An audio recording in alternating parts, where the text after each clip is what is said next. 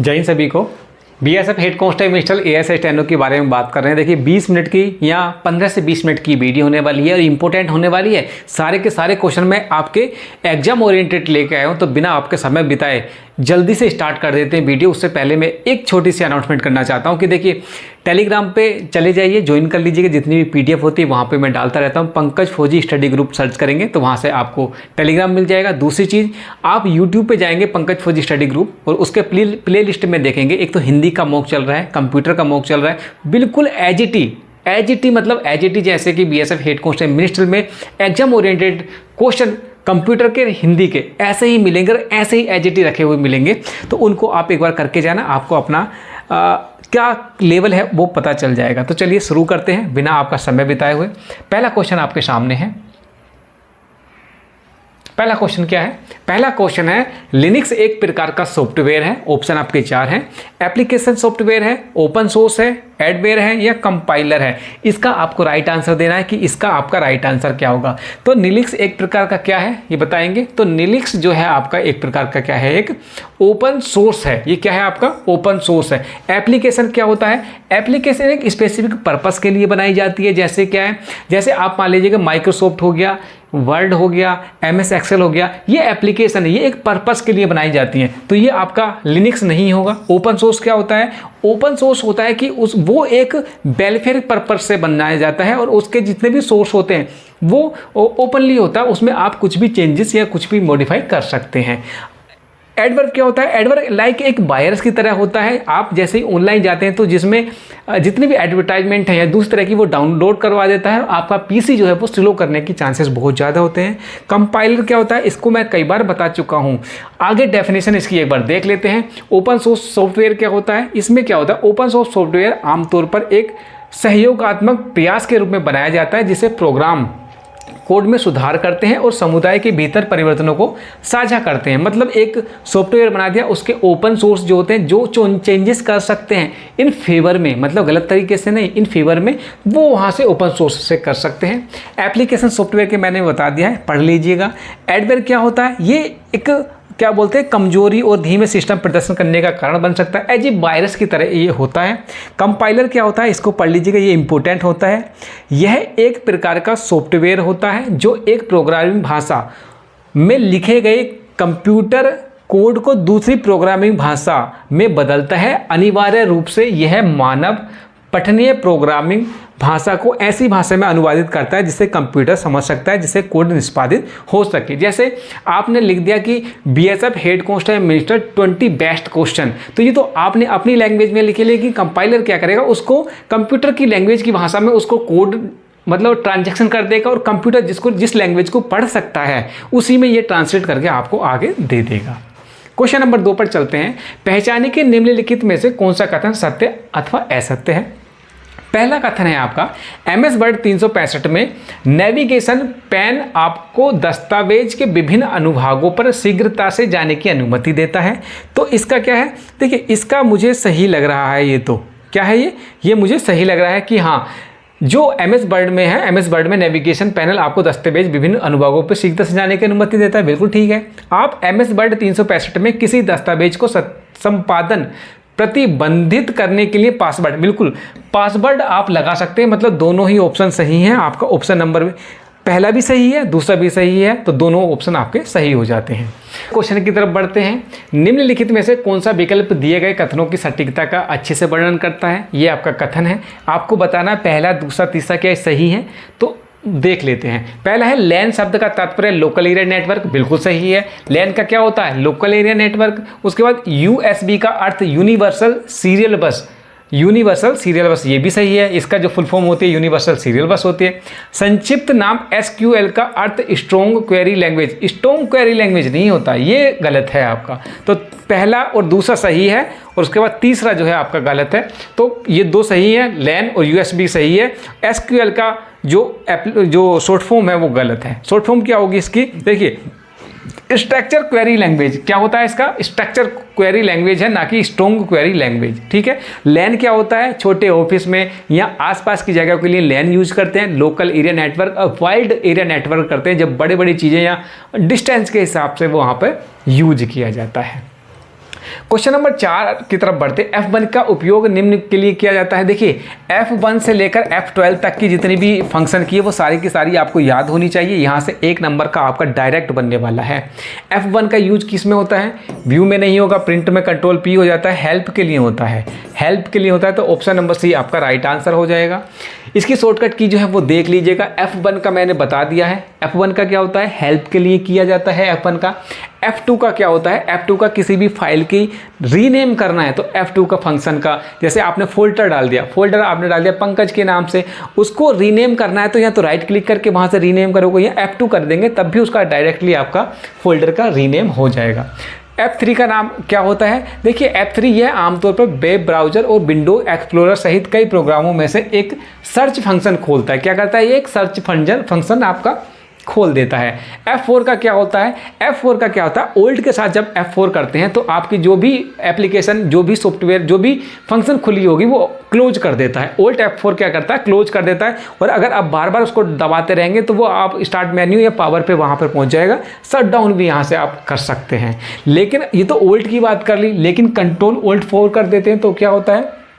Control F4 करने पर यह अक्सर एप्लीकेशन के एक हिस्से को बंद कर देता है, जैसे टैब या दस्तावेज। तो इसको भी देख लेंगे, इंपॉर्टेंट है। F5 का क्या होता है? F5 होता है आपका रिफ्रेश करने के लिए। अगर कंप्यूटर है उसको F5 प्रेस करते हैं तो वो आपका रिफ्रेश में चला जाता है, रिफ्रेश करने लगता है। F6 से क्या होता है? आमतौर पर अधिकांश वेब ब्राउज़र और विंडोज़ एक्सप्लोर में कर्सर को एड्रेस बार पर ले जाता है या किसी विंडो का डेस्कटॉप पर स्कैन डिफरेंट के माध्यम से भी स्क्रिच हो सकता है। F7 क्या है? F7 का मैंने बताया था कि F7 क्या होता है। स्पेलिंग जांच करने के लिए F7 काफ़ी इंपॉर्टेंट है, पूछा जाता है। F7 एप्लीकेशन के जांचने के लिए किया जाता है, ऑटो करेक्ट के लिए। F8 का देख लीजिएगा, F9 से 10 का देखिएगा, ये सारे के सारे इंपॉर्टेंट हैं। इसकी सारी प्योर PDF मैं टेलीग्राम पे डाल दूंगा, पंकज फौजी स्टडी ग्रुप, उसको ज्वाइन कर लीजिएगा, वहाँ से भी आपको मदद मिलेगी। लगा के देखिए, क्वेश्चन अच्छे क्वेश्चन हैं। 5वें क्वेश्चन की तरफ बढ़ते हैं। पहचाने कि निम्नलिखित कथन सही है या गलत। ये आपका कथन है, इसमें से बताना कि ये आपका कथन सही है या गलत है। यदि सेल E8 में मान 50 है और E9 में सूत्र E8 × 2 है तो E9 में मान 100 होगा। ये तो सही है, बिल्कुल सही है, बिल्कुल सही है। MS Excel 365 में LEN फंक्शन टेक्स्ट सिस्टम में वर्णों की संख्या लौटता है, बिल्कुल सही है, लौटता है ये भी। MS Excel 365 में इंडेक्स फंक्शन का उपयोग किसी श्रेणी के भीतर निष्पादित पंक्ति और कॉलम के प्रतिच्छेदन पर स्थित सेल का मान लौटाने के लिए किया जाता है, ये भी बिल्कुल सही है। मतलब तीनों के तीनों आपके जो हैं कथन वो आपके सही हैं। तो सही, तीनों सही हैं, तो आपका ऑप्शन नंबर सी सही सही सही आपका राइट आंसर हो जाएगा। 6 नंबर पर चलते हैं। Email address Mickey mouse @disney.com में यूजर आईडी क्या है? मिकी @ इसमें आपको यूजर आईडी बताना है क्या होगा। तो देखिए यूजर आईडी क्या होता है, किसी भी एक डैश से अगर एक वर्ड, दो वर्डों को जब डिफरेंट करता है, अलग करता है, उसको हम यूजर आईडी बोलते हैं। जैसे मान लीजिएगा पंकज @कुमार या पंकज कुछ भी, जब दो शब्दों के बीच में एक चिन्ह आ जाएगा तो वहाँ पर होगा। तो ऑप्शन नंबर ए जो है आपका राइट आंसर हो जाएगा। आपको मेल करना है, ये सूची आपका 1 हो गया, ये सूची 2 हो गया। आपको ए से बी में मैच करना है, किस तरह से ये है। तो देखिए आईपी एड्रेस को किस चीज़ से करेंगे? IP address, internet protocol address. IP address क्या हो गया? इंटरनेट प्रोटोकॉल एड्रेस हो जाएगा। एसएसएल क्या हो जाएगा? एसएसएल हो जाएगा सिक्योरिटी सॉकेट लेयर। एसएसएल क्या हो जाएगा? सिक्योरिटी सॉकेट लेयर हो जाएगा। उसके बाद आपका हो जाएगा राउटर, क्या होता है? नेटवर्किंग डिवाइस है, ये कनेक्ट करती है बहुत सारे सिस्टमों को। उसके बाद आपका HTTP क्या होगा? Hyper text transfer protocol. तो पहले का हो गया दूसरा, पहले का दूसरा, ये 2 हैं। उसके बाद दूसरे का पहला, मतलब ये वाला ऑप्शन आपका सही हो जाएगा, राइट आंसर हो जाएगा। आईपी एड्रेस का हो जाएगा इंटरनेट प्रोटोकॉल एड्रेस। एसएसएल का हो जाएगा सिक्योर सॉकेट लेयर हो जाएगा। राउटर हो जाएगा नेटवर्किंग डिवाइस और HTTP हो जाएगा हाइपर टेक्स्ट ट्रांसफ़र प्रोटोकॉल। अब देख लीजिएगा आईपी क्या होता है। एक आईपी एड्रेस किसी नेटवर्क पर डिवाइसों की विशिष्ट पहचान करता है।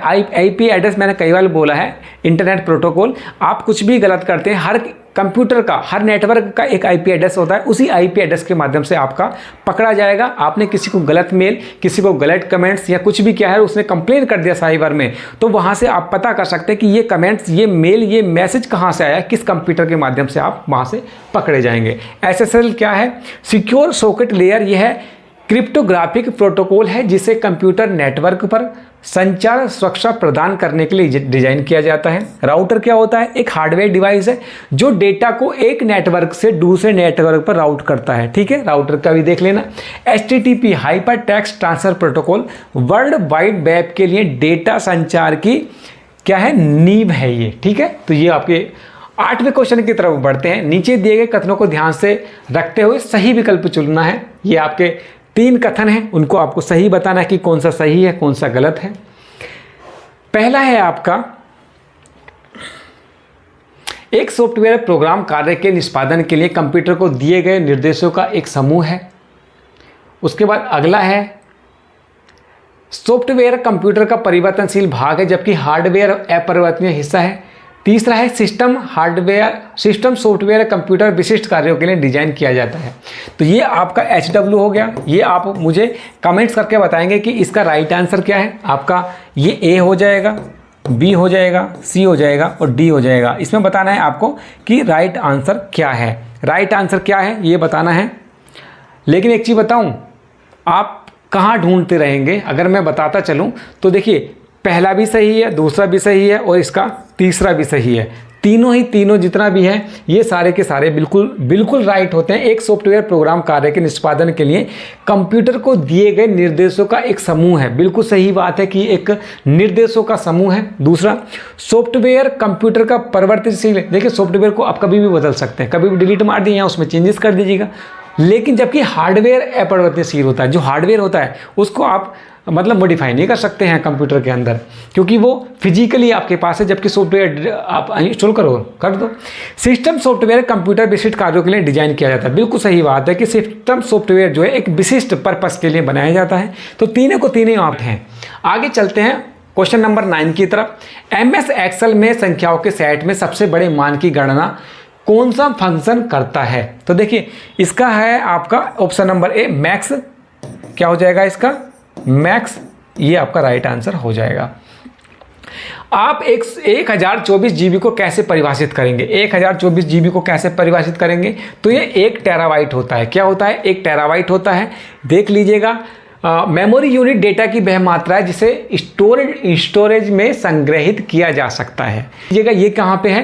किलोबाइट में 1 किलोबाइट बराबर होता है 1024 बाइट्स। ठीक है, और 1 मेगाबाइट क्या होता है? 1 मेगाबाइट बराबर होता है 1024 KB, किलोबाइट। और 1 गीगाबाइट कितना होता है? 1 गीगाबाइट मतलब GB 1024 MB होता है। और टेराबाइट, 1 टेराबाइट 1024 GB।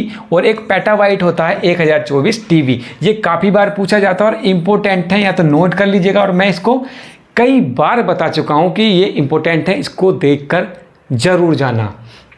CD का पूरा नाम क्या होता है? तो CD का जो पूरा नाम है कॉम्पैक्ट डिस्क, आपका ये राइट हो जाएगा, कॉम्पैक्ट डिस्क। CD के बारे में ये डिटेल से दिया हुआ है कि कॉम्पैक्ट डिस्क क्या होता है, इसके उपयोग क्या है, क्षमता क्या है, तकनीक क्या है। देखिए, स्टार्टिंग में जो कॉम्पैक्ट डिस्क CD था, फिलिप्स ने और सोनी ने मिलकर बनाया था। कब बनाया था? ये 1982 में। और इसका क्या काम था? ये एक डिजिटल ऑप्टिकल डिस्क था, डेटा स्टोर करने के लिए। उपयोग क्या था इसका? देखिए, स्टार्टिंग में क्या था, शुरुआत में ओनली साउंड रिकॉर्डिंग। आपको पता है सोनी का और फिलिप्स का कंबाइन करके 1982 में बना था, और स्टार्टिंग में ये ओनली साउंड रिकॉर्डिंग के लिए बनाया गया था। फिर जैसे जैसे धीरे चीज़ें बढ़ती गई, उसके बाद ये सॉफ्टवेयर, वीडियो गेम और अन्य प्रकार के डेटा संग्रहित करने लगा CD-ROM में।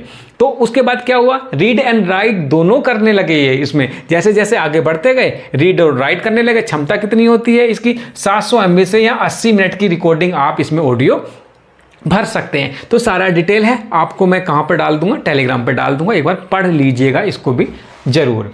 क्वेश्चन नंबर 12 की तरफ चलते हैं। निम्न सूची में से अस्थिर वोलेटाइल मेमोरी की पहचान कीजिए। तो पहले तो आपको वोलेटाइल मेमोरी पता होना चाहिए। वोलेटाइल क्या होती है, नॉन वोलेटाइल क्या होती है?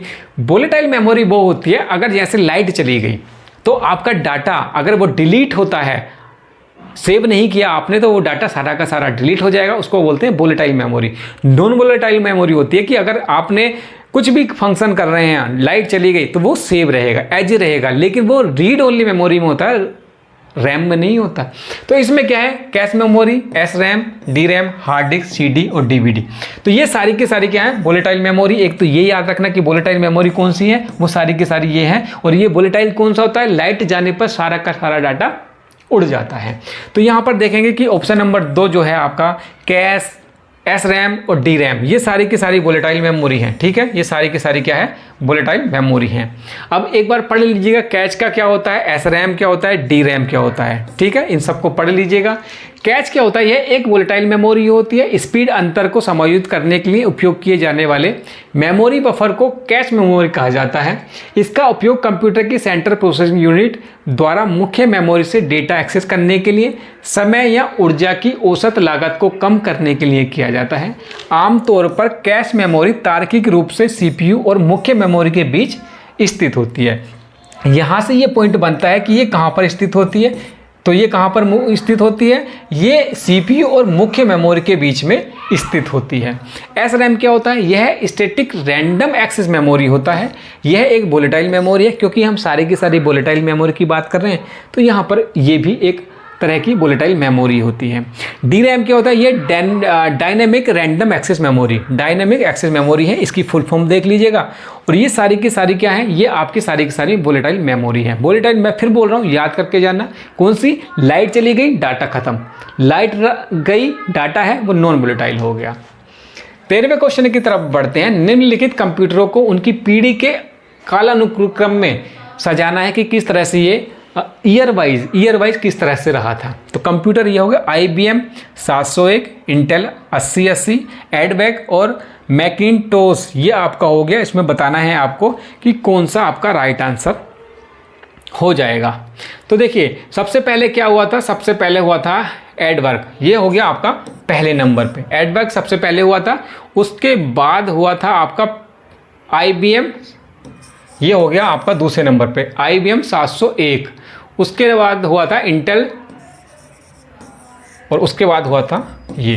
तो ये पहले नंबर पे तीसरा आएगा, तीसरा, पहला, दूसरा, चौथा, ये वाला आपका पहला वाला जो है आपका राइट आंसर हो जाएगा। किस तरह से था, पहला आया था आपका ये आपका टोटल डेफिनेशन है किस तरह से हुआ था, और प्रारंभिक में क्या हुआ था, द्वितीय में क्या हुआ था, तृतीय चतुर्थ में क्या हुआ था, इसको पढ़ लीजिएगा, समझ लीजिएगा एक बार, डिटेल से इसका थ्योरी मैंने दी हुई है। 14वें नंबर पर चलते हैं। सूची 1 के सूची 2 का मिलान करना है। देखिए यहाँ पर आपका सूची 1 है, सूची 2 है। Select all, print screen, bold, नया खाली डॉक्यूमेंट खोलने के लिए कौन सा यूज करते हैं। तो सेलेक्ट ऑल के लिए क्या करते हैं, सेलेक्ट ऑल के लिए कंट्रोल A का यूज करते हैं। उसके बाद प्रिंट स्क्रीन के लिए क्या करते हैं, प्रिंट स्क्रीन के लिए आपका ये करते हैं। बोल्ड के लिए कंट्रोल B का यूज करते हैं। और उसके बाद लास्ट बचा इसके लिए कंट्रोल N के लिए ये यूज करते हैं। ठीक है, इसमें से देख लीजिएगा, पहले का हो गया आपका दूसरा, पहले का हो जाएगा दूसरा, तो मुझे तो लग रहा है पहले का दूसरा यही है, बाकी है क्या इसमें। ठीक है, D का तीसरा, हाँ ठीक है, ये वाला ऑप्शन आपका राइट आंसर हो जाएगा। UPS 15वें नंबर पर चलते हैं। UPS एक आमतौर पर उपयोग किए जाने वाला बारकोड है। UPC का पूर्ण रूप क्या है, UPC का पूर्ण रूप क्या है। देखिए बारकोड इस तरह का जो होता है ना, इस तरह का होता है, इस तरह का बारकोड, जहाँ पे आप मोबाइल से भी पेमेंट करते हैं वो भी है और यहाँ पे भी है। तो बारकोड का पूर्ण रूप क्या है ये बताना है। तो बारकोड का जो पूर्ण रूप होगा यूनिवर्सल प्रोडक्ट कोड होगा, यूनिवर्सल प्रोडक्ट कोड आपका राइट आंसर हो जाएगा। 16वें पर चलते हैं। कौन सा ईमेल प्रोटोकॉल ईमेल क्लाइंट को मेल सर्वर पर संग्रहित ईमेल तक पहुंचाने की अनुमति देता है। POP3, SMTP, FTP, SS। इसके बारे में मैंने आपको डिटेल से इससे पहली वाली वीडियो बताया था, तभी मैं कह रहा हूँ सारी वीडियो जाके चैनल पर देख लीजिएगा, प्लेलिस्ट में पड़ी हुई है।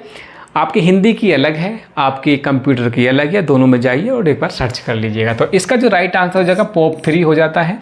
POP3 के बारे में एक बार पढ़ लीजिएगा। POP3 देखिए इनकी जो शॉर्ट फॉर्म है वो भी इंपॉर्टेंट है, वो देख लेना। POP3 मतलब post office protocol 3, POP3 post office protocol 3। उसके बाद डिटेल से ये लिखा हुआ है। एडिशनल इन्फॉर्मेशन ये है। SMTP क्या होता है? सिंपल मेल ट्रांसफ़र प्रोटोकॉल, ये कई बार पूछा गया है। SMTP की फुल फॉर्म क्या होती है? Simple mail transfer protocol. FTP का क्या होता है? File transfer protocol. SSH का होता है? Secure shell. तो ये शॉर्ट फॉर्म है, शॉर्ट फॉर्म जरूर याद करके जाना, ये बहुत बार पूछा जाता है। क्वेश्चन नंबर 17 की तरफ बढ़ते हैं आगे। निम्नलिखित में से कौन सा विकल्प दिए गए कथनों की सटीकता का सबसे अच्छा वर्णन करता है? ये हो जाएगा आपका TCP/IP शब्द का तात्पर्य ट्रांसमिशन कंट्रोल प्रोटोकॉल और इंटरनेट प्रोटोकॉल है, बिल्कुल सही बात है। IP मतलब इंटरनेट प्रोटोकॉल। URL का अर्थ यूनिवर्सल रिसोर्स लोकेटर, यूनिवर्सल नहीं होता है ये, तो ये एक तो गलत हो गया। रिसोर्स लोकेटर तो होता है लेकिन यूनिवर्सल नहीं होता। रैम का पूर्ण नाम रैंडम एक्सेस मेमोरी होता है, ये भी सही है। तो मतलब पहला और तीसरा सही है, पहला और तीसरा सही है, दूसरा आपका गलत हो जाएगा। देखिए URL का क्या था? यूनिफॉर्म रिसोर्स लोकेटर है, ना कि यूनिफॉर्म है, और यहाँ पे इन्होंने क्या दिया है? यूनिवर्सल। तो ये छोटी छोटी चीज़ें आती हैं एग्जाम में, और ये पूछ का मतलब ध्यान रखने वाली बात है। यूनिवर्सल है, यूनिफॉर्म है, क्या है? तो यहाँ पे क्या है? यूनिफॉर्म रिसोर्स लोकेटर है। 18वें नंबर पर चलते हैं। पहचाने के निम्नलिखित में से कौन सा कथन सत्य या असत्य है? 3 आपके पास कथन है, उसके बाद आपके नीचे दिया हुआ है उच्च स्तरीय प्रोग्रामिंग भाषाएं अधिक अमूर्त होती हैं तथा मनुष्य के लिए पढ़ना और लिखना आसान हो जाता है, बिल्कुल सही बात है ये आपका। डिबिंग कोड लिखने की परिभाषा है, डिबिंग कोड लिखने की परिभाषा नहीं है, ये आपकी बग ढूंढने की या उस त्रुटि ढूंढने वाली है, तो ये आपका क्या है? ये गलत हो जाएगा। पाइथन कई प्रोग्रामिंग प्रतिमानों का समर्थन करता है जिसमें प्रतीकात्मक, ऑब्जेक्ट ओरिएंटेड एंड कार्यात्मक प्रोग्रामिंग शामिल है, बिल्कुल सही बात है ये। तो ये आपका पहला और तीसरा सही है, पहला और तीसरा सही है, देख लेना पहला और तीसरा सही है, शायद ये मिसमैच हो रहे हैं। कथन पहला क्या है? यह सत्य है। कथन ठीक है। 19वें क्वेश्चन पे चलते हैं। विंडोज 10 में इंटरनेट एवं नेटवर्किंग सेटिंग्स के अंतर्गत निम्नलिखित में से कौन सा विकल्प उपलब्ध है? नेटवर्क और इंटरनेट सेटिंग के अंतर्गत निम्नलिखित में से कौन से विकल्प उपलब्ध हैं? नेटवर्क और इंटरनेट सेटिंग में कौन से विकल्प होते हैं? पहला है आपका wifi, Ethernet, mobile hotspot, Bluetooth, airplane mode, VPN। सारे तो होते हैं, ये सारे होते हैं भाई सारे होते हैं, ये आपका राइट आंसर हो जाएगा। पहचाने के निम्नलिखित कथन सत्य है या असत्य है? तो ये आपका HW है। अभी तक मैंने कोई भी HW नहीं दिया है, ये मैं आपको क्या देता हूँ? ये आपका HW है। ये मुझे कमेंट्स बॉक्स में लिख के जाएंगे कि कितने हुए हैं। अगर आप ईमानदारी से BSF हेड कांस्टेबल मिनिस्टर में एक वैकेंसी अपनी बनाना चाहते हैं तो ईमानदारी से आप बता के जाएंगे कि आपके 20 में से कितने नंबर आपके सही हुए हैं। साथ ही साथ टेलीग्राम को ज्वाइन करेंगे, वहाँ पर स्टडी मटेरियल मैं डाल रहा हूँ। साथ ही साथ चैनल को सब्सक्राइब करेंगे और प्लेलिस्ट में जाके हेड कांस्टेबल मिनिस्टर की हिंदी की और कंप्यूटर की मॉक टेस्ट देखिएगा। डेली आपको 2 मॉक टेस्ट मिल रहे हैं और कुछ करने की ज़रूरत नहीं है। कंप्यूटर की और हिंदी की मेरी गारंटी है। उसके बाद जैसे ही ये कंप्लीट होता है क्लियर एप्टीट्यूड, आपकी रीजनिंग और मैथ, उसको भी मैं कंप्लीट कराने की कोशिश करूँगा। इस वीडियो को इतना ही रखते हैं, अगले वीडियो में मिलते हैं, तब तक के लिए जय हिंद।